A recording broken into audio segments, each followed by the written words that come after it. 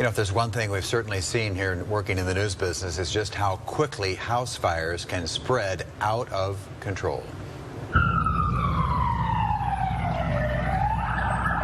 You know, we've just showed you many stories over the years of children were trapped, luckily rescued with minutes to spare. Some were more tragic, of course. This video shows just how quickly a fire can spread.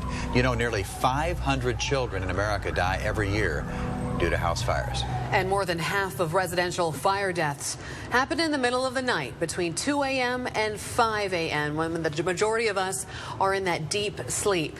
Sure, you probably have smoke detectors throughout your home, but do you know what to do, where to go if they went off? And when it comes to your children, will they even wake up?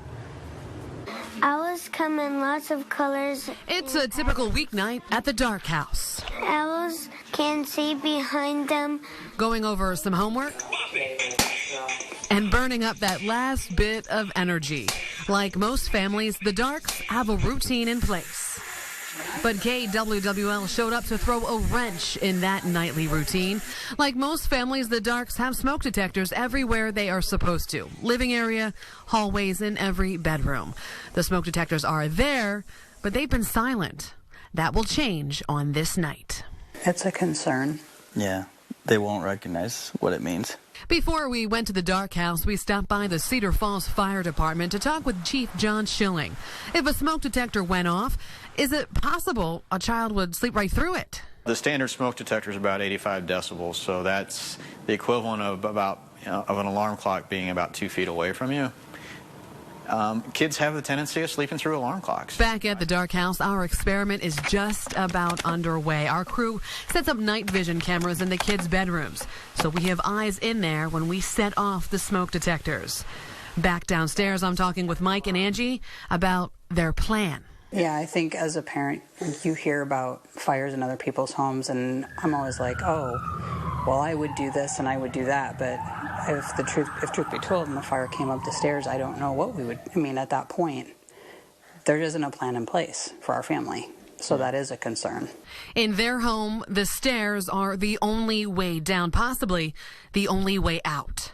45 minutes after the kids go to bed, it's time. As you can see, both kids are fast asleep. A few seconds after the smoke detector sounds off, you can see it startles Landon to the point of upsetting him. Take a look across the hall inside Reese's bedroom. A few seconds after the alarm goes off, she sits up. She covers her ears.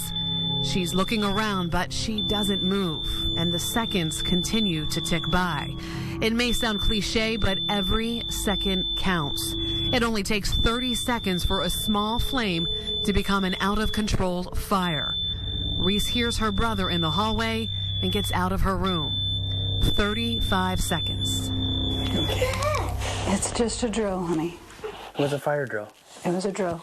We were testing it to see how you guys would react if the fire alarm went off, if you would know what to do.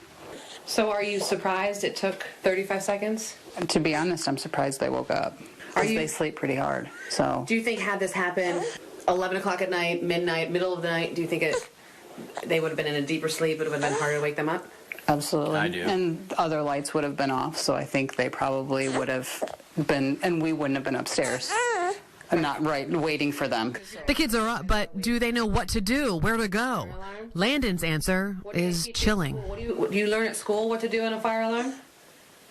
You either go in your bathroom if you don't have a basement, or go in the basement. A tornado drill, something kids here in Eastern Iowa learn over and over in school. But now Landon has the two confused, and that could be a deadly difference, running to the basement instead of outside.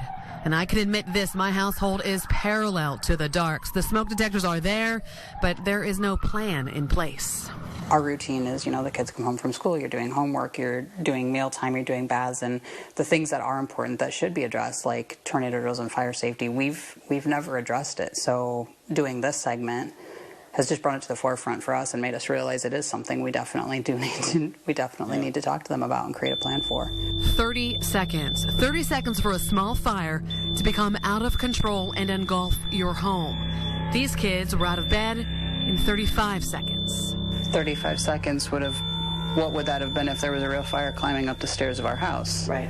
You know, 35 seconds can do a lot of damage when there's a fire. Chief John Schilling wants every family to remember one name, Edith.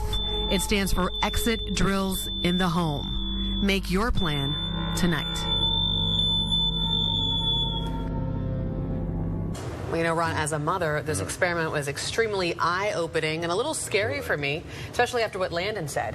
So I kind of wanted to ask my own children if they knew where to go when the smoke detector goes off, and I wanted to share what my 4-year-old son Nico had to say. Take a look. Nico, where do you go when there's a fire in your house? In the basement. And I put a book on my head. So it's pretty common. My son also has the tornado drills and the fire drills mixed up. So Chief Schilling says this needs to be a daily conversation. Because they're equally important, that's for sure. They're definitely equally important, especially here in eastern Iowa. Okay, all right, good job. Kind of an eye-opening experience. It was very eye-opening, absolutely. Yeah. Okay, all right.